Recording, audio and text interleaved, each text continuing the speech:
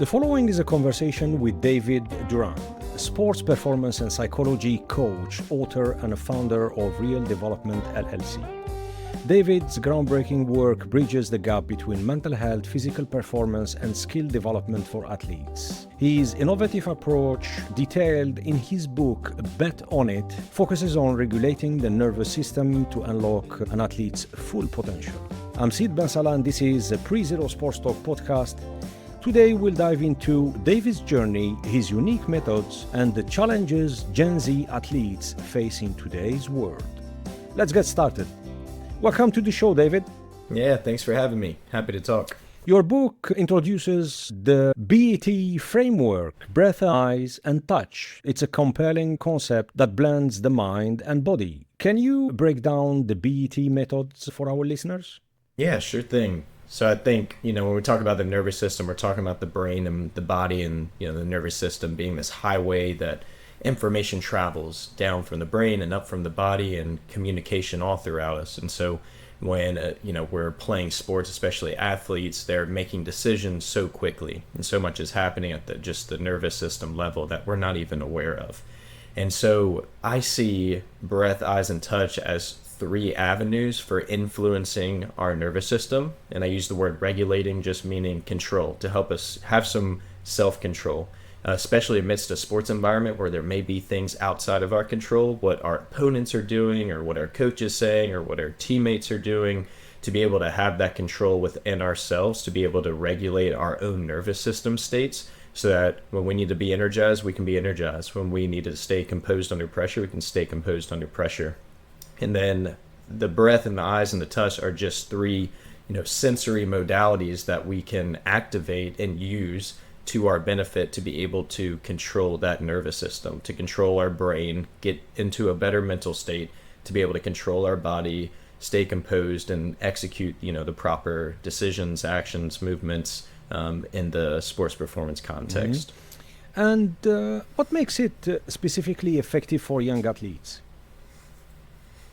Yeah, so I think, part of that is because we're seeing more dysregulation, I think, than ever. And by dysregulation, I just mean our nervous systems, nowadays, especially with adolescents, we talk about the mental health crisis.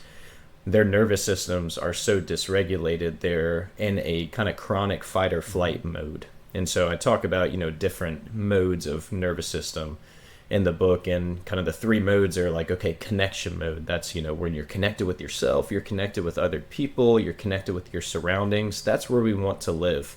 But we can also be in action mode. Action mode is when you're just on the gas pedal. It's go, go, go. Things are a little chaotic, overwhelming. This is kind of, anxiety, if we were to put a mental health or a clinical label on it. And then we have shutdown mode. Shutdown mode is when we just get stressed for too long. We're in that go, go, go action state for too long, and we just simply run out of gas. We crash. Clinically, that would be more like kind of depression, where you see the, lethargy, the fatigue, the kind of giving up, so to speak. And so you have these three modes, and I would say that more than ever, we see adolescents nowadays, these young athletes, chronically activated, chronically in fight or flight, living in that action mode, just go, go, go. And then they're there too long, they don't bring themselves into connection mode, and they end up in shutdown. And then it's kind of this vicious cycle of going from shutdown mode to action mode, shutdown mode to action mode, where they're way too stressed, and then they end up crashing, and then they get stressed again, and then they end up crashing.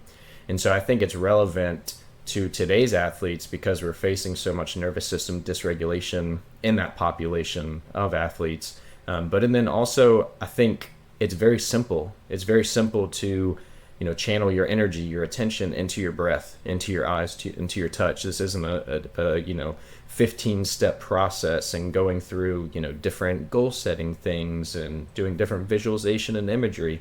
All that stuff is great, but I think it's very simple just to be like, hey, if you breathe right now and you extend your exhale longer than your inhale, you are calming down your body and your mind. You're activating kind of the brake pedal, and you're calming down yourself. And so just simple tools and exercises like that activate our nervous system regulation through breath, eyes, and touch. I think, one, it's needed, and then two, it can be really simple. Yeah. Can you share a story or two about how your solution or this method had the transformative impact? Yeah, absolutely. So I love the sport of volleyball for many reasons. And what's really cool about volleyball is that they have huddles, right? In between like each play, they huddle. Whether you win the point or you lose the point, your team huddles together. So I love that social element, but it also allows for time for regulation.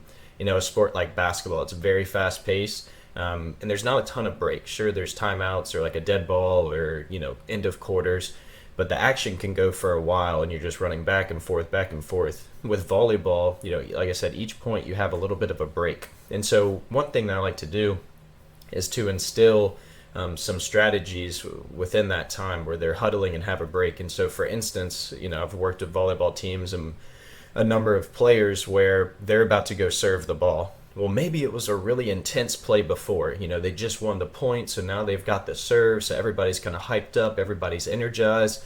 Well, that could be good energy, or maybe that player made a mistake and isn't feeling great about themselves, and they kind of have some more negative energy.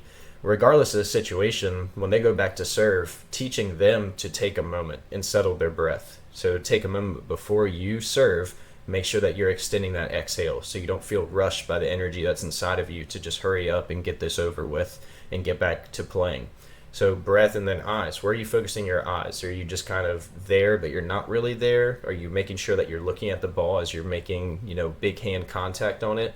And then touch, like taking a second when you're breathing and you're about to serve to really focus on like, how does that ball, feel right now in your hand? Like, how are your feet feeling kind of in your shoes? Just taking a moment to kind of ground yourself in that moment. So that way we're not rushing past it, but rather we're kind of living in it and then going to the next one voluntarily. So even just seeing that in players, that has helped them settle their energy. So that way they control their energy and the energy doesn't control them in the game. Yeah, interesting, David. Gen Z athletes navigate a world dominated by social media pressure and societal expectations. It's a unique environment. How has social media reshaped the athletic experience for this generation, David?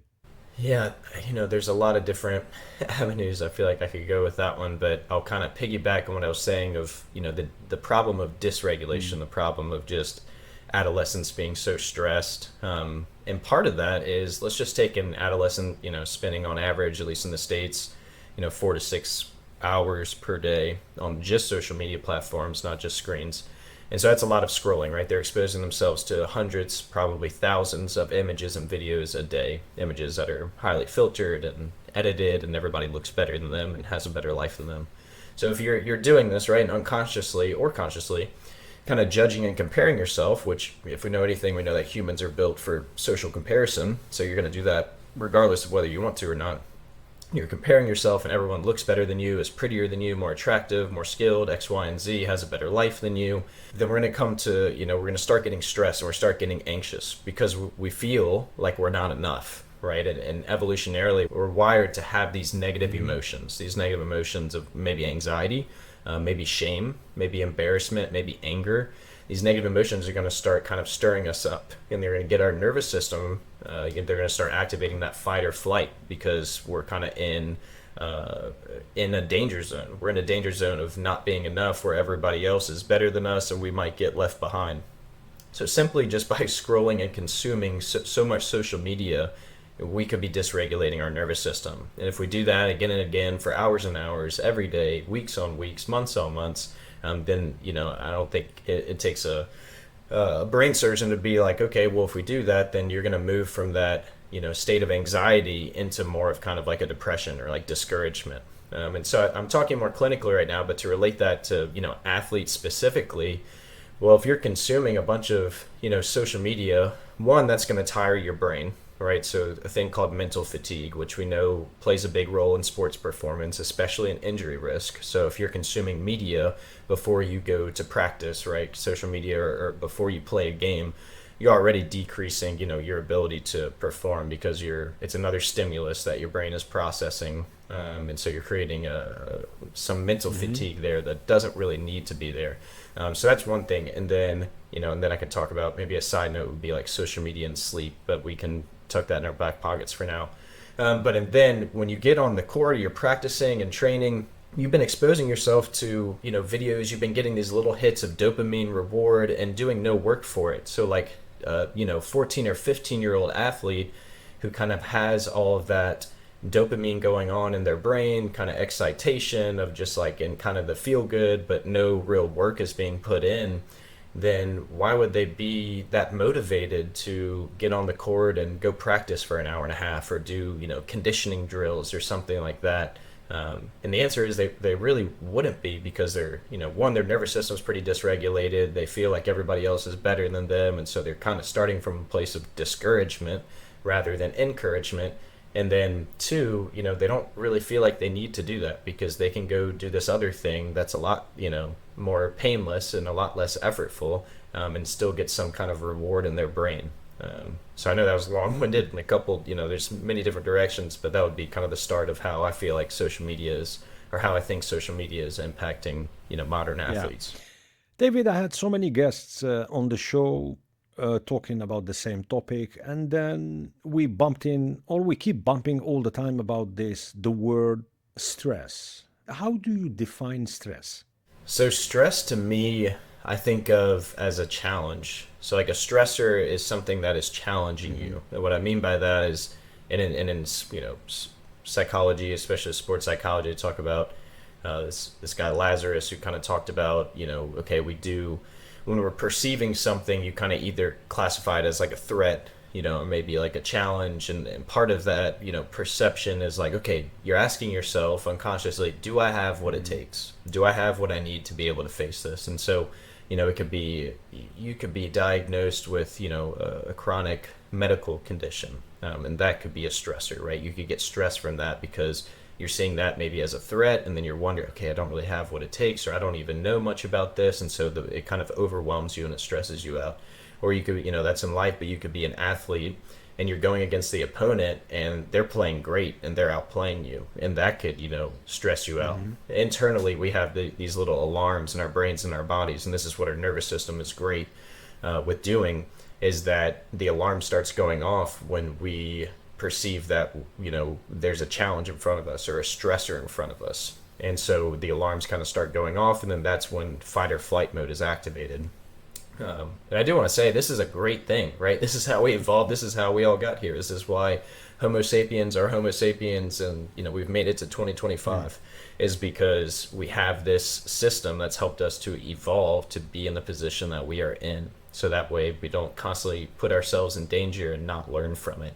But we want to be able to detect danger and then overcome it to a certain degree.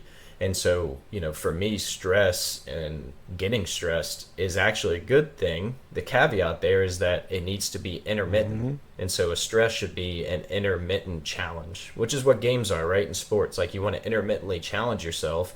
If you're training all the time, that's overtraining. You're going to get way too fatigued. You're not giving your brain and your body time to recover and be built up stronger. You're just stressing it out. And now you're going to get a worse response instead of a better. And it's the same thing with our nervous system. If you're in that state of kind of chronic stress, chronic overactivation of the fight or flight, if you're not getting back into connection mode, you're not getting periods of rest and recovery where you're kind of taking your foot off the gas pedal, then you're going to, it's going to lead to shutdown. And so stress is great. We're built for it. We're wired for it, and we need it. However, it needs to be intermittent, and we need to cultivate skills and relationships to be able to, deal with it. So that way it doesn't, overwhelm us all the time. Yeah. What psychological challenges are most dominant among Gen Z athletes? That's a great question. Something that I'm seeing, especially in working with athletes one-on-one, typically around like 13, 14, 15 years of age, I'm seeing a lot of what would be referred to as demandingness. So there's this cool theory called rational emotive behavior therapy, REBT. It's under the umbrella of CBT, cognitive behavioral therapy, and Albert Ellis was a psychologist that came up with REBT.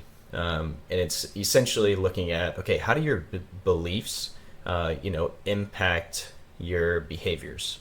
Because your beliefs, they impact your feelings, and they impact your thoughts, and they also impact kind of the outcomes of situations and behaviors as well. So it's really, when I'm working with athletes, I'm trying to get at, hey, how do you talk to yourself? What does that look like in your head? And then another layer would be like, okay, what are you expecting from yourself? What are your self, expectations? What do you really think about yourself? And then even behind that, to get even deeper, is like, what do you believe about yourself? What do you believe about yourself as a player? Do you think you have what it takes? What does that look like when push comes to shove? And so, that's a process. But in that process, I've really seen how modern athletes are struggling with a thing called demandingness. And that demandingness takes the form of language that uses words like, I must, I have to, I need to, I should have. This kind of moral language that even as I say it, I can say it in a tone that maybe reflects the inner voice, where it's like, oh, I should have been better at that, or I have to have a good game this game, or I must figure this out. That kind of must, should, ought to, have to language kind of binds you. It puts this pressure on you, this weight on you. I mean, you can kind of almost feel the heaviness or like the sinking as you're using that language and kind of hearing it. But when we use this kind of tone and style of talking to ourselves, of self beliefs, where it's placing these demands on us, we feel that heaviness and that pressure, and we end up kind of like sinking to a lower level, rather than using language that we're saying words like, I want to, I'd like to, I prefer. That, hey, you're still stating your desire and what you want. You're still stating, what you believe. However, you're not putting this unnecessary pressure on yourself, this kind of binding force that really just kind of weighs you down. And on that, how can parents and coaches better support them in balancing this kind of pressures? Yeah, I think it's important to really see how we internalize the voices in our environment. By we, I just mean people in general. And so you take a young athlete, it's like, my wife and I have young kids right now, so it's an easy example. One's 2.5. And it's a great age because you really start to see that imaginative play. He's starting to kind of play by himself, and it's really cool. He gets in like his own little world, but he uses the language that we use, right? He uses the sentences and phrases and words that we say around him or to him. And you really see like, oh man, like language, he's really taking our language and adopting it for himself. And then he's kind of talking to himself, right, as he's playing, and you hear the language. And then in 6 months or a year from now, it's going to be more in his head, and he's going to be really internalizing, those voices, his parents' voices. And it's the same as we all grow up. It doesn't stop when you're just 2.5 or 3 years old. Even, up till, late in life, we're doing this. We're internalizing the voices around us. And so I think it's important as a parent, as a coach, to really understand that we play a role in young people's lives, and the voice that we use, not just what we say, but how we say it, the tone. That's going to become one of the voices, or a voice inside of their head. And so if you're a coach or a parent and you're using that language, come on, you got to play better, you have to be better than that, come on, and so when we're doing that, that's what's going to be internalized in them. And also see, it's not nowadays with young athletes, it's not a lack of, we always think they're like unwilling or unmotivated, but it's more like they're kind of unable. They're unable to control their nervous systems because they don't have the skills or kind of the experiences or maturity yet, or the help or support. And so we really need to ask ourselves, like, are we putting more pressure on them? And is that what they need? Is it really is it that they don't have enough pressure on them, or is it the problem that they already have too much pressure on them? And we need to help encourage them and uplift them and give them what they need to be able to, do the things that they want to do and they desire to do. And so for, parents and coaches, I would say we need to check our own language and how we're talking, not just to them, but around them, because those voices will be internalized. And so are those voices demanding and putting more pressure, or are those voices uplifting, encouraging, helpful, and ultimately freeing the athlete? Yeah. David, you emphasize nervous system regulation as a cornerstone of peak performance. Let's unpack that a bit. Why is nervous system regulation so vital for athletes? Ultimately, it's the basis of all things we do, all decisions we make, all actions we take, how we move our bodies, how quickly we move our bodies, what we see. Perception is huge. I spend a lot of time, let's just stay with eyes maybe for a second. So the vision of an athlete is hugely important, because our vision impacts our stress level, and our stress level impacts our vision. And I talk about that, how when we get stressed, we get tunnel vision. The literal perception quality starts to become more kind of bordered and start to shrink. And so if you're an athlete, right, and your nervous system and it's controlling you and you're not controlling it, and you kind of start to get really stressed out, then you're literally not seeing opportunities on the field or court that are there. Your perception is not as good as it could be. And so this is, a very literal biological reality that is happening to athletes, is that when they're getting more stressed, their vision isn't as good as when they're regulated, more in control of their nervous system. And that's not even taking into account, we're more stressed and maybe we get in our heads, and now we're, thinking in our heads, and we're kind of going back and forth on that mistake that we made, and we're not being present to what's actually happening in front of us in the game. And so, I think as far as nervous system regulation in athletes, to unpack that a little bit would be, how is their vision? Because vision is such a crucial part of how we play games. We're such visual creatures. So much of our brain is dedicated to making sense of visual sensory information. And so to be able to use vision as a way for athletes to really regulate their nervous systems and, get their heads in the game, so to speak, I think is, a great tool in a way that we can, help them enjoy it more and have fun because they're more in touch with it. Yeah, yeah. And how does your method, the B.E.T method, help athletes regain balance during high stress moments? Yeah, so I think, I talked about breathing. That's just a simple one because it's something we do, 20,000 times a day that we don't really think about.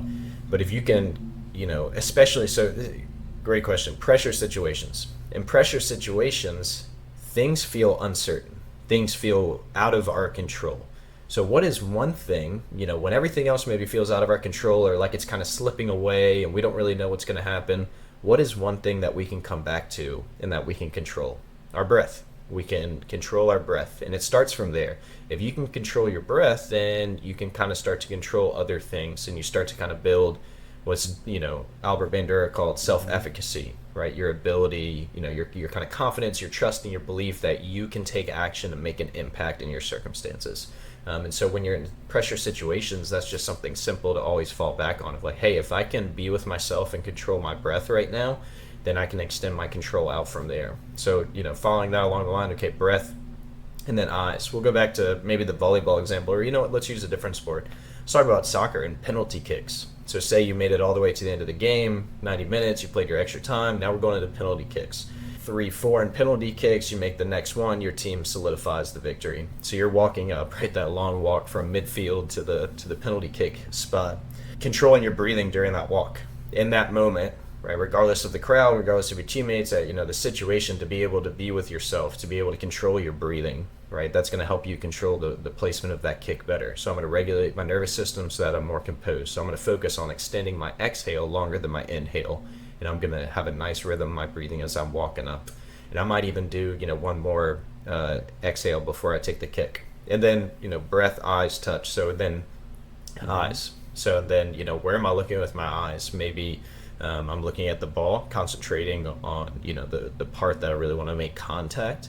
And am I looking at the spot of the net, or am I kind of, trying to tip off the goalie in the wrong direction and kind of give him eyes in another direction? So focusing on my vision, and then, touch as well. Really making sure that, hey, that contact, my foot to that ball, or maybe before I start to really make that forward motion, I'm feeling, the kind of that grasp beneath my cleats and kind of that impact and being kind of taking in the moment. So to be able to kind of settle my nervous system, so I'm not thinking in my head, oh, what am I going to do? Is he going to stop it? But to be able to be with yourself, control your breathing, to be able to direct your vision, your eyes, and then to be able to kind of, settle down your emotions by being mindful of your touch. These are 3 simple things you can do in a high pressure situation to be able to give yourself a greater chance of success. Yeah, yeah. Let's shift gear to another topic, which is youth development through sports. Sports are seen as a metaphor for life. I know you believe that, David, in using sports as a vehicle for a broader development. How do you prioritize personal growth alongside athletic performance? I always try and make the connections. I mean, first and foremost, when I'm, coaching, helping somebody, whether that's more on the mental side or I'm, literally on the court or field with them, I always make sure to ask about, life in a broader context, whether, whatever they're interested in, movies they've seen recently, if they like that sport, maybe they watch professional teams in that sport or have favorite players. But and talk about that, but and then check up on how they're doing in school and whatnot. But I think a great example of that is, okay, say I'm having a session. This has happened quite a few times. And we're talking about just what we just talked about, being able to control our nervous system so that we don't feel as nervous, so that way we don't feel as maybe anxious, or that we feel a little bit more composed going into a pressure situation. Okay, well, school, it's important for the youth, and so a lot of them get test anxiety, pre-test anxiety, where they're getting really anxious no matter how much they've studied or prepared. So even applying some of those principles and strategies that we talk about in sports, and showing them like, hey, this isn't just something for here, this is something for other parts of your life, to be able to use these skills. And that's actually the whole point of you getting better at sports, not just on the court or field, but growing in your confidence, is so that in other areas of your life you can extend those skills and have that confidence as well. So that's something too, keeping in mind of like making sure I'm asking about their life, taking a personal interest in their life, because that's why I'm doing this in the first place to begin with. But and then also making sure that I'm creating those connections in conversation when we're training or when we're talking, to be able to show them like, hey, this isn't just something for sports, but this has a kind of broader context to it. This makes an impact in your friendships and how you deal with stuff going on with your friends, or stuff going on at school or test, or how to make decisions, going off to college, whatever life things are happening around you, how can what you learn in the sports world kind of impact that as well. I mean, and part of that is the relationship, so making sure that, I'm there for them if, they want to talk about anything else as well, being available to, their needs as well. Yeah. You've spoken, David, about reframing failure as a stepping stone. And I believe that's a powerful mindset shift. How do you help athletes overcome fear of failure? I always start with how they're thinking about it. So how do they see it? We talked about psychologically what we're really seeing in young athletes. I mentioned the demandingness and I must or I should. And kind of to go along with that, there's so much attachment of a young person's identity to the outcomes. And I wish it wasn't that way. I get it. I've gone through that myself, and I still have, attachments. But nowadays there's so much attachments to outcomes. It's like who they are is dependent upon what they do, instead of the other way around. And so, I see that kind of identity attachment, their athletic, identity, just meaning so much that if they have a negative outcome in sports, they equate that to that they are bad, not just as a player, but as a person. And so I think in general, that's kind of my entry point a lot of times. And I think that goes with your last question of putting this sports thing in the context of a broader development. Like if I can help them detach from sports a little bit in a healthy sense, so that way they see it as just something they do and not completely who they are, then that's fantastic. And to kind of couple that with your question you just asked as far as failure, is understanding kind of their role, understanding where they are in kind of their identity formation process, and how they're viewing their athletic identity, the level of attachment there, but then also how do they think of failure. 99% of the time they think failure is bad, and being able to reframe that in a sense of, I love Ellen Langer, her definition of failure as incomplete success. And I love that definition because it's like, hey, this is actually necessary. This is part of the process. And then being able to, like I said earlier, like we're wired to socially compare. Okay, so you're a great volleyball player. You want to put the ball away. Say you're an outside hitter. So you're getting set. You want to be able to convert that into a kill and get a point for your team. Okay, well, the best hitting percentage, I think in NCAA, D1 women's volleyball this past season was like under 500. So incredible percentage, maybe like, 0.460, would be an example. That means the other half of the time they're not getting a kill. And so just being able to frame that, because there's so much unrealistic expectations, to come back to the social media stuff, right? Everything's edited, everything's filtered. And so, if they don't get the outcome they want, if they don't get this perfect outcome, they think everything was, a waste. That everything is just kind of thrown away and it's all bad.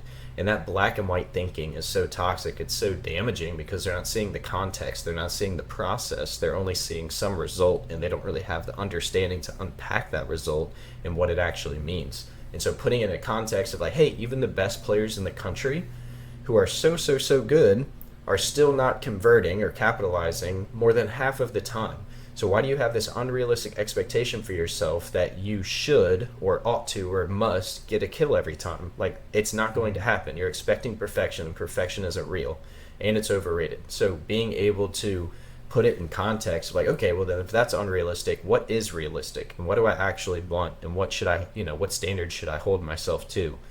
So again, long-winded answer, but being able to unpack, failure as not just this bad thing, but this necessary thing. And actually, failure isn't what you thought of because you have such unrealistic expectations. When we start to unwind those and kind of recalibrate those, then we can start to understand failure as part of the process, and I'm more accepting of it because I see that now rather than just this bad thing that means I'm bad. Yeah. David, I asked you earlier about how do you define stress? And this is based on my interaction with other guests. And I have another question basically, which keep coming all the time. It's a word that it's overused, which is pressure. And I get as well conflicting definition about seriously, what do we mean by pressure? How do you define pressure, David? Yeah. So to kind of revisit stress, because maybe I didn't give a literal definition to it, but I think of that kind of, through the nervous system lens of when you get stressed, there's a psychophysiological reality there. Psycho, right, kind of your mind, your kind of thoughts and your feelings, your behaviors, but also your physiology. There's this brain and body component to stress. And so I think of the activation of that fight or flight mode, the autonomic nervous system, the sympathetic nervous system specifically, of like, oh, when that's activated, that's when we're stressed. We kind of get that cortisol, from our adrenal glands are kind of dumping into us. We get the norepinephrine in our brain. We're getting kind of stressed and flustered. I think that is kind of that stress response. A stressor is something that challenges us and it elicits this kind of stress response, whether we see that as a challenge or a threat. And so there's this psychophysiological reality. I see the same as pressure. And it's all relative, right? Stress is relative, pressure is relative. You put me in a situation on a basketball court, I might get stressed. You put LeBron James, there's no stress at all, right? I might feel a lot of pressure, he may not feel any pressure. And so it's different for each person. That's an extreme example, but there's, a big spectrum there when it comes to athletes and sports and who feels, pressure. So psychophysiological reality. And so there might be a psychological component to an athlete. They may feel pressure, when they go to play this game. And maybe it's just like a regular game in a tournament. It doesn't really mean much, but to them it means everything. Maybe their parents there. Maybe their dad, drives trucks and he doesn't get to come to a lot of games and he's there at this game. And so, his daughter really wants to make him proud. It really shows that she's been working hard, and so she's putting this kind of added pressure. Nobody else on the team is feeling that pressure the way she's feeling it, and so there's a psychological component, but that's also impacting not just her brain but her body, the physiological component. And so now her muscles probably going to get a little bit more tense. Maybe her shoulders are raised. She's going to have more kind of tension in the back of her neck. She's going to be breathing kind of more through maybe her mouth and upper chest rather than kind of through her belly in a relaxed position. Maybe she's going to be more distracted. Her eyes are going to be darting to the stands, wondering, what face of my dad made? Did he see that? Or, oh my gosh, I hope he didn't see that play. And kind of looking around rather than being present to what's going on the court. So I use that as an example of pressure is just like stress is a psychophysiological reality where pressure is a situation where something matters to you, something means something to you, a moment in sports or, a game that you play. But it's something where it has a heavier weight to it of meaning than just maybe a normal moment or a normal game. Yeah. Coaches are not just instructors, they are mentors and role models. Your book offers practical advice for them. What's the most critical piece of advice for today's coaches, David? I would say I've been using this phrase, connection before correction, because a lot of times as coaches we think we are programming robots and so we think it's like an informational or technical issue and we're just like pumping in algorithms to robots rather than seeing our players as humans with thoughts and emotions, and they're in this mood because this happened at school and their girlfriend just broke up with them and they're not paying attention in practice. And so being able to see players as humans and not robots is huge. And so I use the phrase connection before correction because, well, the first one is, as coaches, we like to jump in when things are going wrong. And I think we need to jump in when things are going right. So, being aware of our own negativity bias and being aware that, hey, like, let's have a lens where we're seeing things that are going well, the little things, the big things, everything in between. So that way you reinforce that and it multiplies, and occurs at a higher rate. So that's the first one, jumping in when things are going well and affirming, providing, positive feedback and not always negative feedback. And we could talk more about that one if you want, because that's a really interesting tactic. And then the second one is connection before correction. So if a player makes a mistake, and they feel some pressure on themselves, probably internal pressure they're putting on themselves because of that demandingness that we spoke about, and so they have this pressure, and that's probably leading them to become dysregulated. So their nervous system is dysregulated. Maybe they made a couple mistakes in a row. If you try to coach them and offer feedback and give them information while they're dysregulated, it most likely will not work. In fact, it'll be like magnets that are, repelling each other. As you get closer, it pushes them further away. And I think coaches, we experience this all the time. It's like, oh, why aren't they getting them? Giving them everything like they should be. They can't make the adjustments. They're not being coachable. But really, a lot of times it's on us. Of like, okay, well then, connection before correction. I need to help them regulate their nervous system. I need to be providing some cues, whether it's my facial expressions or tone of voice, give them some reassurance, making sure that they are able to regulate their nervous system, so that way now they're in connection mode and they're not just trying to survive, but they're open to feedback, they're open to getting better and to growth. And so once they're kind of back in that connection mode, then I can offer that corrective feedback and they're actually open to it and able to absorb it and do something with it, rather than kind of fighting an uphill battle when they're not even open and receptive to me coaching in the first place. So that's why I say connection before correction, because if we're just trying to jump in when things are negative, it's kind of a recipe for disaster, because that's typically when we're least open, is when we do something wrong and we already feel bad about it. Yeah. David, I've been eager to ask you this following question based on your experience, but quite often we've noticed that youngsters, they champion, they like, they respect a coach, could be at the club, a team, a sport, but they don't show the same respect, they don't champion the PE instructors at their school. What is it? Man, that's a great question. I'll maybe, before kind of going more into it, I'll say this from your kind of experience, side note, David. because Yeah. I think, well, so I'll kind of say, let me offer like a cultural commentary and maybe we can zoom in, but I know I can speak specifically in the States, just the erosion of physical education in the States, right? Like that is happening, and that is not good. We are playing less and less. Kids are getting less and less time, to play and get their energy out, and they're getting less and less physical education.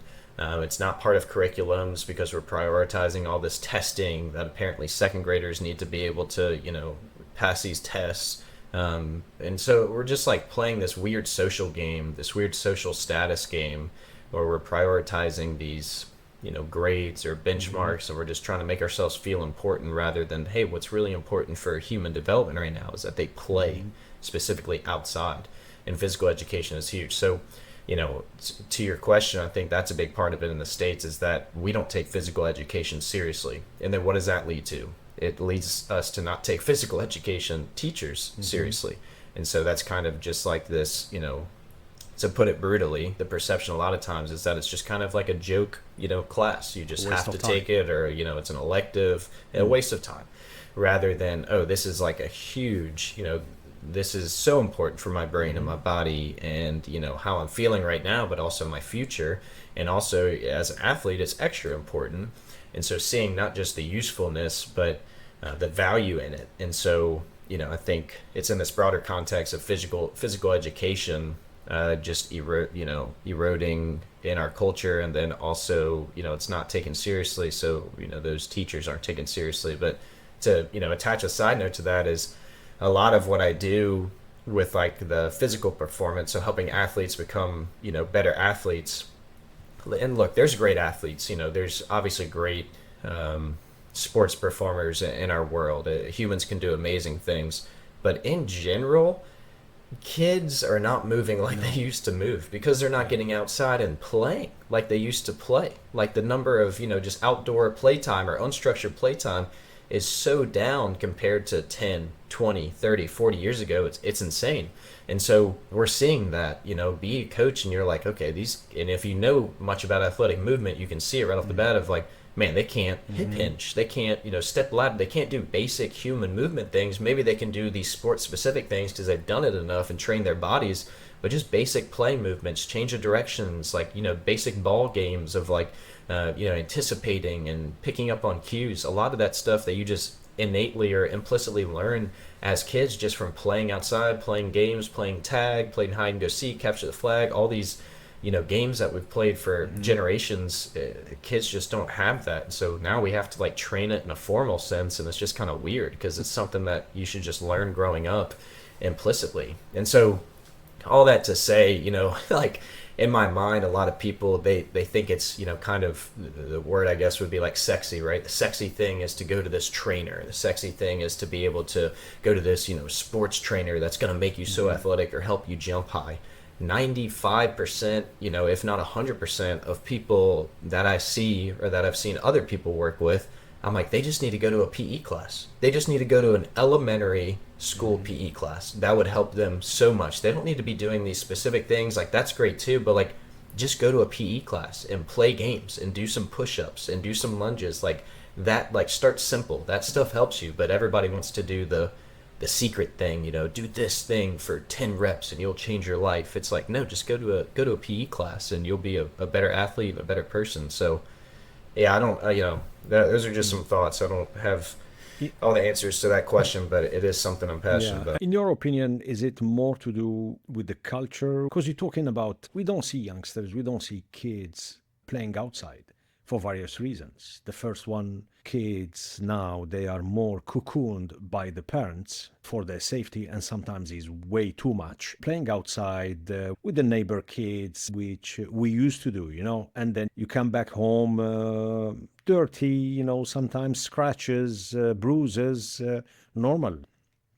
In today's reality, it's quite different from a parenting point of view. And I'm not putting a blame towards the parents, absolutely not, but the shift into the culture. And then you talked about it earlier, David, about the social media, about using the device, about social media and sleeping, which we did not talk about, but spending more time staring at screen, iPads, tablets, or cell phone. So yeah.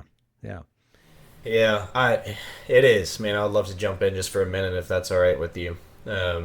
Jonathan Haidt is a big social psychologist that I think everybody should read. The Anxious Generation, his most recent book, and his big thing is we've protected kids from the physical world, but we've underprotected them from the digital world, and that's really starting kind of 80s and 90s, and stranger danger and all these things, especially the U.S. and our culture, where it's just like it's now everywhere, we have access David, to so much media. Sorry to jump in. It's everywhere. It's not only in the No, US. please. I see it here in Europe. Although the physical activity or PE in schools, I must say it's quite important here compared to the US. Maybe because of the investment the government they put into public and private schools, and it's mandatory. So there is no escape unless you have precondition medical issue. So Right. Carry on. Yeah.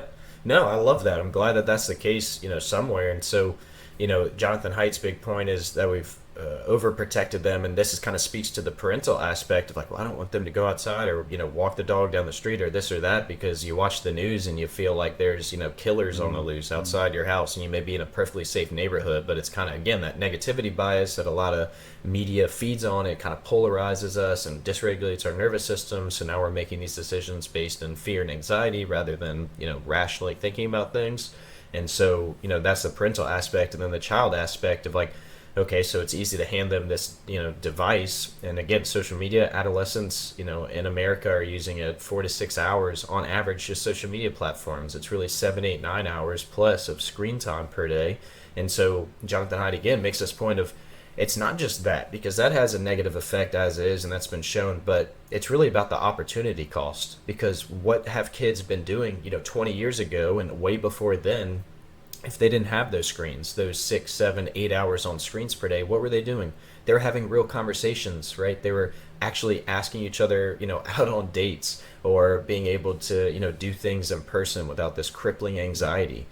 Being able to play outside and get sunshine, and it's wild. We have all the research, not all of it, but we have a ton of research now that just sheds light on all the wisdom that humans have known for thousands of years, of even just spending time outside and the goodness of, sunshine and time outdoors, and what that does to our brains and our bodies and regulates us. And so it's just, we know these things, but it's a cultural issue. It's a societal issue where, we're kind of stuck and trapped in, our own, one, anxieties, and then two, just kind of comfort. And so, yeah, it's unfortunate, but I'm hoping that with things like Jonathan Haidt's Anxious Generation and different organizations, different community-based movements, that, people can start to make decisions, that are best for their family, and also looking at, the science backing it up. Yeah. Mental health is becoming more central to the conversation in sports, but there is still work to do. Why do you think, David, mental health is still under-addressed in sports? Yeah, I think part of that is because we still see that as so separate. And I love that mental health has gotten so much light, especially the past, and attention, the past, like, I would say 10-ish years. At the same time, some of that can almost like make it its own thing. Like, we don't see it as like integrated within people and the systems that we're a part of, but we kind of have this like, oh, like mental health is just this thing over there. And, we talk about it sometimes, and we have conferences and whatnot.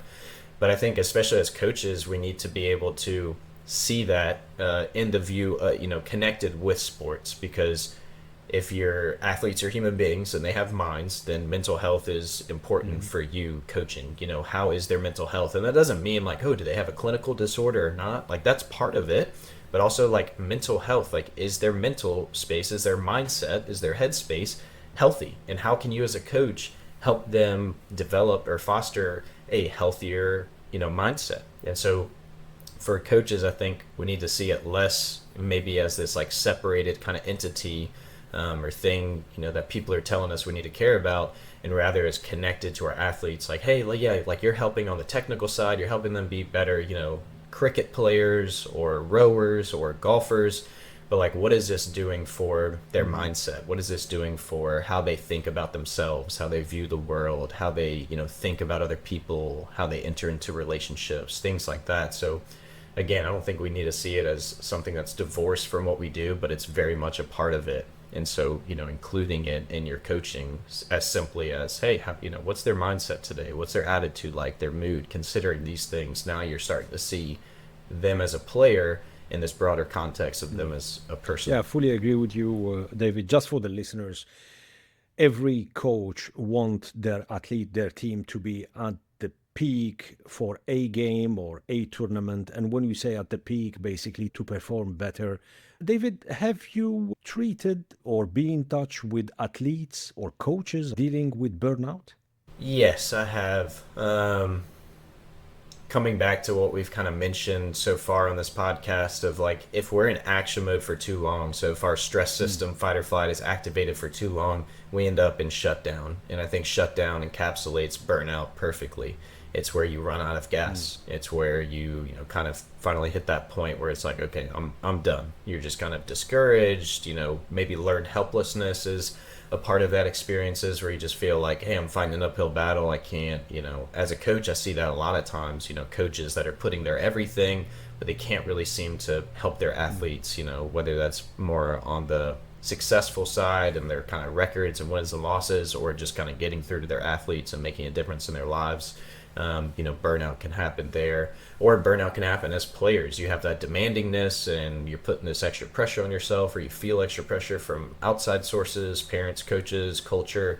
And, I see a lot of burnout, especially, funny enough, I see it typically, and this isn't just in sports, I think it happens in sports, but that is an expression of a deeper burnout that's happening more on a personal level, specifically around like junior year of high school. So maybe when an athlete is like 17 years old, or like right before then, somewhere around that age, I see it kind of happening to where they're kind of tired of playing the game. And what I mean by playing the game, I mean this social game that they, we all play as humans, but especially adolescents now with, social media, it creates a heightened or like a more intense social game where you always have to be on. You always have to be performing. You always have to look your best. You can't make any mistakes. You can't embarrass yourself because people are always videoing. People are always watching.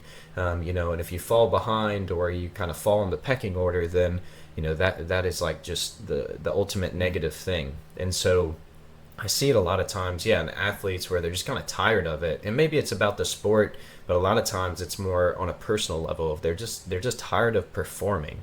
Sports, like, they perform, but they feel like their whole life's a performance where they're just trying to please their parents and make them happy and get into a good college, or trying to make their coaches happy, trying to just, put on a brave face and make people like them at school so they have friends, but they don't really like their friends and who they are, but they don't really have any other options. And so it's like I see teenagers all over playing this social game where they're just trying to perform and kind of look a certain way, but on the inside they feel totally different and they feel kind of alone. And I think that if they do that for too long, they get burnt out. And that shows itself in sports as well. Yeah. Is it easy to mitigate burnout within athletes or coaches? Or let's say, what are the signs before a athlete or a coach reach the hitting the wall, like we say? Yeah. I would say with athletes, I always try and use the barometer of like enjoying the sport. Like I want my athletes I work with to be successful. I want them to experience a difference in how they play. But I always try and come back, and this is more probably for me than for them, but I always come back to the point of like, ultimately I'm helping them if they're enjoying, the sport more. I don't want to put more pressure on them, but hopefully take some pressure off and help them just enjoy it more. And so for them, I think the signs are, how much are they practicing? How much are they getting out and playing their sport unprompted, without a parent nagging them, without a coach telling them, like how much are they playing? Because just like children, we need to, and this goes all the way up through childhood, as humans, we need to have unstructured playtime. Like everything is so structured nowadays. Okay, you have, this piano lesson, or, oh, you're taking the standardized test. Let me set you up with a tutor. You're going to school where they tell you what to do for 7 hours and you sit a lot. It's like we're just placing these demands on these children who become adolescents who, hopefully will become adults at some point if we let them. And we're just placing these demands and telling them what to do and putting all this structure on them. But how much time do they have to really unstructured time to explore and play and discover who they are and what they like? And I think that's the beauty of sports, is that, take a game like soccer or football, like you can create so much when you're playing that game. And so many people can create different possibilities. There's not just one way to play. There's not one style of player. There's so many different ways. And so I can go out right now in the grass with a soccer ball, find out different ways to dribble and move my body and fake a pass and chip the ball and hit it on the ground. Like you can create. And so, I think of, I'm kind of rambling, but like growing up, that was a big part for me in basketball and soccer. Like I love to go play by myself, but in my mind I was playing with a bunch of other people. Like It's I would normal, use my David. imagination and just play, It's right? normal, yeah. Yeah, exactly. Yeah. And that's Don't worry fine, about it. that's fine It's if totally that normal. yeah, that's fine if that's fine if that makes me crazy, man. It was fun, but it just like is, using your imagination to do that. But we're wired for that, and I think that It's nowadays we need No, to it's see funny that. you saying that, because even at elite level, let's say winter sports, let's say downhill, prior the start or when you leave the gate at the top, you take maybe 30 seconds, 1 minute maximum, sort of to visualize the course, the gate, the turn, a turn, what speed you're gonna, and it's all playing inside your head. It's a fascinating time prior the green light or prior the game, because even some team sports, they do the same. Maybe not every single athlete or player, but I see some players, it's like for a couple of minutes they are in their world. Either they have headset, we think they're listening to music or whatever, is just to try to visualize, and through that maybe it boosts some kind of motivation. Maybe It Yeah. lifts little bit some kind of adrenaline level getting up, Yeah. and it's I find it really fascinating. Man, I love that. And because I talk about in the book too, kind of the different instincts we have. We have a play instinct and then we have a Hmm. survival instinct. And when we're playing sports, we need to be activating that play instinct where that's full of possibilities. How am I going to create opportunities to score or to, do as well as I can rather than survival of like, well, I don't want to Hmm. mess up or I don't want to make a mistake. And our brains, they're prediction machines. They're trying to predict what's going to happen and use the imagination. Like we're the only creatures that can really do this on Earth and have been able to of like really use your imagination. And we can use that in a way that elicits a survival instinct where we use those what if statements. What if this happens? Or what if they, block my shot? Or, what if I make a mistake? What if coach pulls me out? And you get really anxious and, or, like you said, there's 30 seconds before you're visualizing the course. It's like, man, what if I stay really low on that turn and really shift my weight? And oh man, what if I have the best time I've had so far? What if I have my personal record? You're kind of saying the same kind of what if, but you're using it in a positive way, using that imagination to try and discover what you're capable of rather than, avoid a bad outcome. And so I think that, the imagination is so powerful, positive or negative, but being able to use that, visualization, imagery, spending time and just playing to where you're activating that play instinct rather than the survival instincts. And then you're going to have fun. Then it's going to be less burnout because it's just a joy to play a sport and see what you're capable of and push your boundaries rather than you're just trying to survive and perform for other people. Yeah, yeah. Let's end with some practical advice and talk about parents. What's the most common mistake, David, parents make when supporting their child's athletic career? Man, I never want to come across as like you mentioned earlier, kind of blaming parents. I think just like coaches, because you're kind of the coach for your kid, in a sense. It I think parents they jump in too quickly, and now I have really young kids, so I don't feel this full on, but I know I Hmm. will probably pretty sooner rather than later. That instinct to jump in and help, that instinct to do something for them or not let them quote unquote fail, or do something wrong or be seen as bad by other people, and so I think that instinct to jump in too quickly because there's a distinction between learning and performance, and I think people really need to know that. They really need to understand that. And so you can be a coach or a parent and you're helping your athlete with they're practicing some skill, and they could get better at it right then and there. That's their performance is like, oh man, they've gotten better, but maybe they didn't really learn it, right? It's like studying for a test but you're just kind of memorizing the answers rather than understanding it and learning it. You go to the test and it's like, oh, I did well, and then you get another test a couple weeks later on the same material and you bomb it, and it's like, okay, well, you just kind of it was good performance, but that shows you that it doesn't transfer, that there really wasn't this deeper learning going on. And so in order for that deeper learning to go on, we need to be able to make mistakes. We need to be able to fail, incomplete success. We need to be able to fail and kind of come back to ourselves and be like, oh, what happened, what adjustments do I need to make, okay, let's try this, right? And just kind of play with it and explore it and just kind of experiment. And I think that's when real learning and real fun and joy take place. So with parents, it's just being able to control, being able to regulate our own instinct to jump in too quickly and be, hey, they're okay, they're safe, they're secure, this is actually long Hmm. term, this is great for their development. It's okay right now if they're 12 years old and they make some mistakes and they're kind of having a tough evening because they didn't have the best game.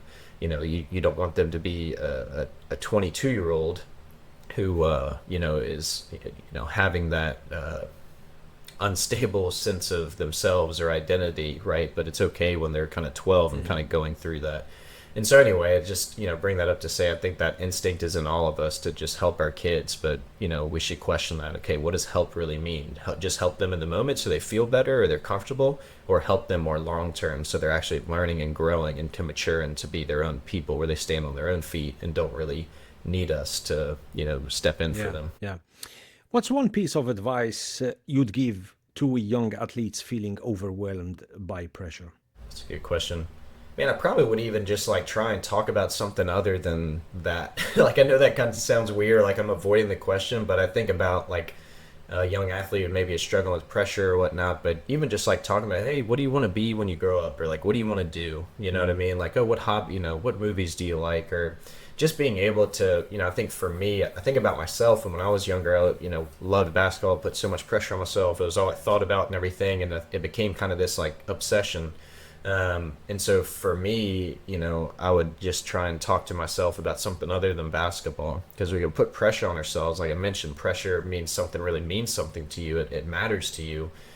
Being able to put that in a bigger context. Okay, basketball matters to me, but basketball isn't everything. Me playing basketball and how I do isn't everything. So, seeing it as just a part of something bigger rather than that something bigger itself. And so, being able to place it in a bigger context. So, young athletes struggling with pressure, I would just try and talk to them about something else, in their lives that matters to them. That's, not that thing. Mm. And in your opinion, David, who feel more pressure within the youngsters, girls or boys?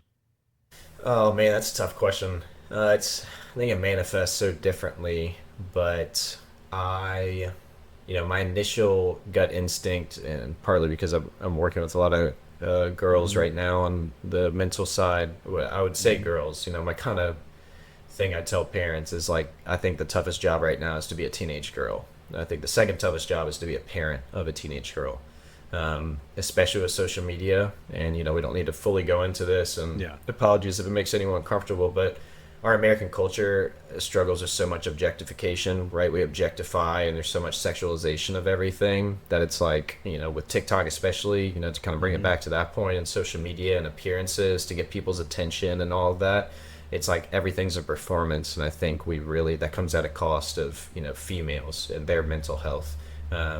Even the 2019 kind of reports of Instagram that got released, right, and leaked out, of just showing how they were aware of, all the female adolescents that were struggling with eating disorders, right, and all that kind of social comparison, and trying to, look a certain way to be attractive to people, to really mean something to somebody. All these innate, evolutionarily, psychological parts of us are just being taken advantage of by a lot of, social media companies, and I think females get the Yeah. worst part of that. So I would say them.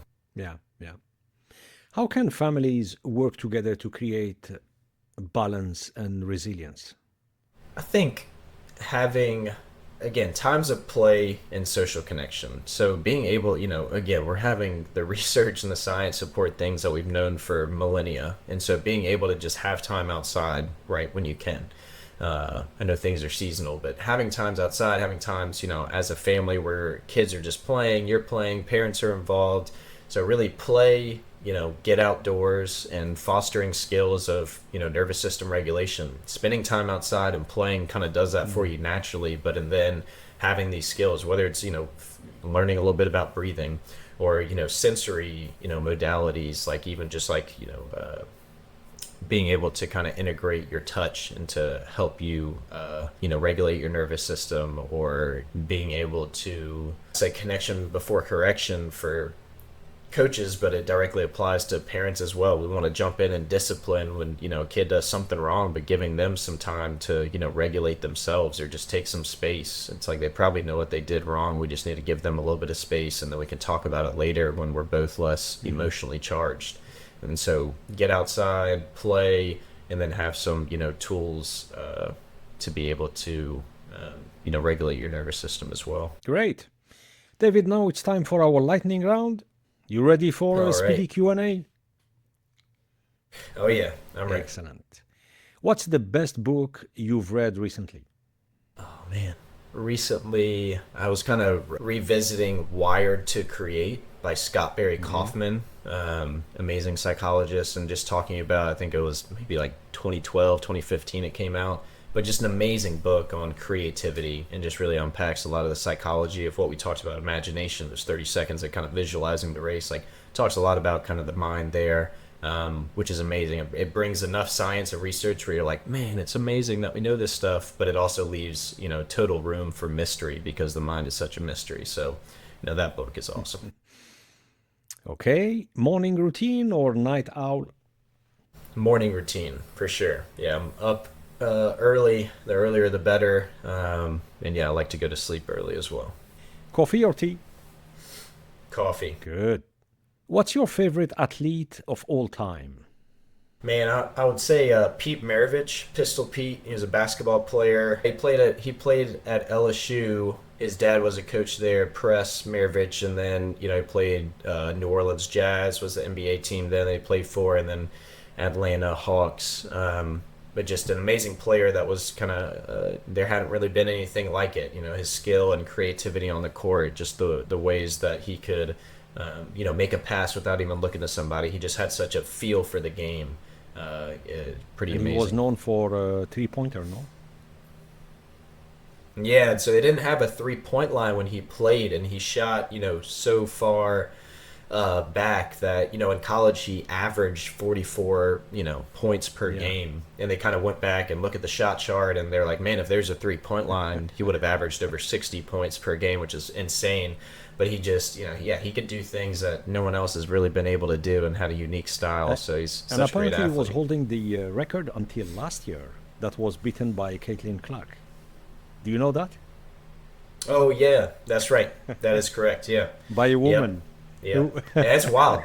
Yeah, I know it is crazy, and he, obviously, yeah, complete respect to her. He back then they had to sit out their freshman year, like they had a freshman team, so that wasn't included in the NCAA stats. So what he did in 3 years with less games per season by like 5 or 10 games than now. So wildly impressive. And then now to be like, okay, fast forward decades, right? We have Caitlin Clark that's breaking that record. It's insane. But yeah, I think he's one of the best athletes Yeah. ever. So I will pick Caitlin Clark. She's fantastic. Yeah, yeah, she she's a is magician. awesome. Yeah, And it's she's good. not only in basketball, in golf as well. So, Yeah, that's what I yeah, hear. She's a yeah. great athlete. David, if you could have a dinner with a historical figure, who will it be and why? Oh man, that probably showing my religious beliefs here, but I'd say Jesus for many Mm-hmm. reasons. But regardless of people's religious beliefs, for one man to live on Earth for about 33 years and have the impact that he had, he must have just had so much kind of gravity to him. There must have been something so special. So I think sharing a meal with him, could be pretty incredible. So that would be my What would answer. you be asking him? Man, that's a great follow up. Wasn't expecting that one. I would ask him like why he did what he did, like why he came to Earth. So if he is the Son of God, why would God Himself, who became right the second person of the Trinity, Jesus, why would He come to Earth? We kind of know that intellectually, but just to hear Him say it, like why is he here? Why did he do what he did? Because if he is God, then he didn't have to do it Hmm. that way. So why did he do it that way? Would be my question. Yeah, great. Best advice you've ever received? Good one. So we've been talking about sports coaching. I had this coach and kind of basketball trainer growing up. Played at a really high level in college. Was a great point guard, super intellectual, amazing man. I was a really anxious kid. I was always trying to like be the best, make sure I was doing everything. And so when I would train with him, I'd ask every question like, "Oh, am I doing this right? Or am I doing that right?" And he was a great resource, full of knowledge. But the best I can literally picture it in my mind. I can picture him just being really calm, really present, and just being like, "You're good. Hey, David, you're good." And that stayed with me. And he was such a model, of kind of peace amidst kind of my own anxieties that I kind of take with me, and I try and embody that for other athletes now as I'm coaching and helping them. Where it's not, like I said earlier, it's not always about information and answers, but just having a presence of somebody with you on the journey, and them being so calm and stable, and just let you know, hey, you're good. You don't have to worry and put extra pressure on yourself. You're good. And so that maybe isn't advice, but more just an experience. But that's always stuck with me, and that's the impact I want to make on other people too. Mhm. Which leader, past or present, do you admire the most? Yeah, that's a great question too. Leader. I I'm gonna stick with the religious theme since my mind's on it. Mother Teresa, Hmm. right? Saint Mother Teresa of Calcutta. There's so many TED Talks now, right? And books of, think of like, I think it's Simon Sinek's book, right? Leaders eat last, but that idea of servant leadership, like really giving your life to something bigger than yourself, seeing some problem that humans are facing and dedicating your entire life to just being in the trenches of that. That's a woman that did that and was in the slums of Calcutta just serving the poor of the poor, and nobody would want that job. And she didn't have to do it, but she voluntarily did that. And I think of, vocation. It comes from this word vocare, right? Vocare meaning like Hmm. calling. And I think about that too. And like sports has been a way for me to get in touch with my own calling, which now I feel like my calling, besides a husband, a parent, father of, but also a coach. And so I think just that idea, right? She was a leader that really followed her calling, where she felt called to serve. And I try and do that as well, even if it's in a place where something I don't necessarily want to do or feel like doing. I think that a calling is bigger than your feelings or my feelings, but something you really just feel pulled into. And so I think, she was an extreme example of that. And it's a good reminder for me to kind of think about her as a leader. Hmm. Favorite childhood sports memory? Man, I had this, and I don't want to come off as like egotistical because I'm just kind of laughing about it because looking back, it's like not a serious thing at all, but it felt so big in the moment. When I was a freshman in high school, I played for this little, ninth grade freshman basketball team. And we had played, kind of the town rivals earlier in the season. And I tanked. Hmm. Like, I put so much pressure on myself. They had this really good, guard who was really athletic, and he just kind of harassed me all game, and I couldn't really do much. And I felt so bad after. Like, I was a horrible player. Fast forward, a couple months, and we're in this tournament, and we make it to the championship of the tournament, and we're playing that same team. And Mihai Csikszentmihalyi talks about flow, right, and kind of a flow state. To whatever extent you can get in flow state when you're like 14 years old, I think I did it during that game because it was like so much joy, and it was like everything just kind of came together. I wasn't really like thinking through things or making decisions. Everything just kind of flowed, and it felt very fluid. All my skills were there, and it was just fun. Like we played well together as a team. Socially, it was just like there was this feeling of elation, and we ended up winning, and I got like MVP Hmm. of the tournament, and like that's a fun memory. But more so, I think the deeper kind of kernel of truth or like lesson there is being in that place where it was kind of just like low and felt bad about myself, and attaching too much of myself to that outcome, and then kind of going through this process where, hey, like even in those moments, like you have to be able to allow room for growth and for other experiences to kind of surface, because that wasn't the end of the story.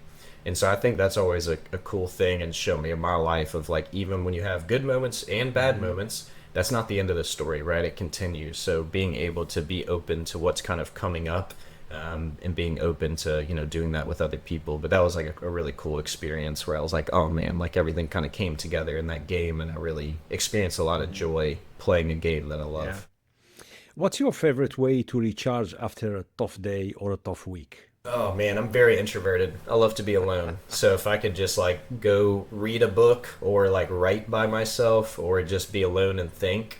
Um, I love to shoot hoops. So that was always like therapy growing up for me, is just be by myself and shoot some baskets in the driveway. So if I can just go to like a basketball gym and shoot some hoops and unwind for a little bit, or if I can Hmm. just, go outside and be by myself, I'm very introverted, so anything kind of by myself. I love silence and just kind of getting away from everything for a little while. Hmm. Your guilty pleasure food? Pepperoni pizza. Wow.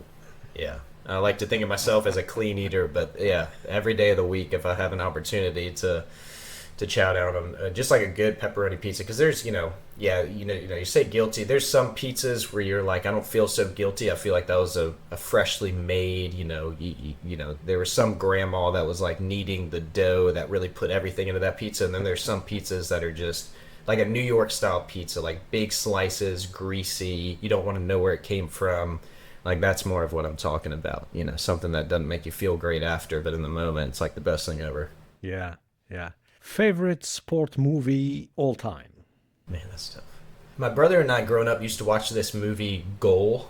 You know, I'm sure there's other ones if I really thought about it for a long time that are maybe more of my favorites, but it was a soccer movie and we really liked that one. It was kind of like a come up story, you know, all kind of classic sports movies are like where the athlete doesn't really have a chance and they end up making it, right? And kind of, you know, being this kind of figure of honor and respect and athletic success. But that was like a really cool kind of story and come up story that I like. So Goal would be the movie that I like. It was a soccer movie. Good. And finally, David, if you need to give to our listeners an advice or a piece of wisdom on any topic. Oh man, I think, you know, something, and this I'm like speaking to myself right now. I say, you know, and I'm going to speak to myself. I'm going to use the language as if I'm speaking to myself, but don't take myself too seriously, right? You can say that to yourself, you know, you can say don't take yourself too seriously. But I think we do that a lot of times. We put all the pressure on ourselves and think we need to do it all and be it all and feel the weight of the world. And I feel it, man. I'm, you know, relatively young and, you know, I'm married and have kids, and it can be easy for me to spin myself into that. And as much as I'm helping athletes, right, doing, you know, podcasts and talking to people, it's like I feel it just as much as the next person, some burden, or, you know, I'm making more of something than I need to because I've put this pressure on myself, you know, and kind of this weight. So I'd say, you know, not taking ourselves too seriously is kind of some wisdom that we can all ground ourselves in, especially when things feel overwhelming. Great. David Durand, thank you very much. Yeah, thanks for having me. This was great. I really appreciate it. And before we wrap up, David, can you tell our listeners where they can contact you, learn more about your work, or connect with you online? Yeah, sure thing. So if they go to my website, which is realdevelopment.org, you know, from there they can learn more about me, and, you know, I have my email, david@realdevelopment.org on there, my phone number, they can send me a text or call. So, you know, that's a good way to contact. And then, you know, a link to my book is up there. If you go to the website, it'll pop up at the top. So you can check that out. It's on Amazon. But I also have some cool resources before you pay for the book. If you just want to check out some of the free resources, other things I've written, or, you know, read some blog posts, I think there's some cool stuff that's on there. But yeah, checking out the website will be a great way to get in touch with me or just kind of further explore some things that we talked about today. Fantastic.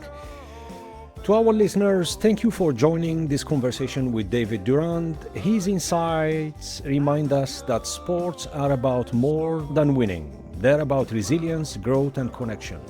I leave you with a few words from William James. The great thing in all education is to make our nervous system our ally instead of our enemy. Stay tuned for more episodes of the Pre-Zero Sports Talk podcast. Until next time, keep learning, growing, and inspiring others. Bye-bye.